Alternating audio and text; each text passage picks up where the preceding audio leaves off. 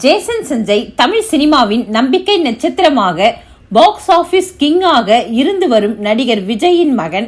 இவர் சினிமாவில் நாயகனாக களம் இறங்குவார் என ரசிகர்கள் அனைவரும் எதிர்பார்க்க, எனது வழி தனி வழி என யாரும் எதிர்பார்க்காத வண்ணம் இயக்குனர் அவதாரம் எடுத்துள்ளார். லைகா நிறுவனம் தயாரிப்பில் இவர் படம் இயக்கினார் என தகவல் எப்போதோ வெளியான நிலையில் சமீபத்தில் தான் நாயகன் அறிவிப்பு வந்தது.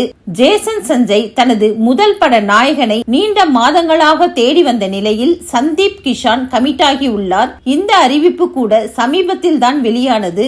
அதோடு இப்படத்திற்கு தமன் இசையமைக்க உள்ளதாக அறிவிக்கப்பட்டது. இந்த நிலையில் தனது முதல் படத்திற்காக ஜேசன் சஞ்சய் வாங்கும் சம்பளம் என ஒரு விவரம் சமூக வலைத்தளங்களில் வலம் வருகிறது.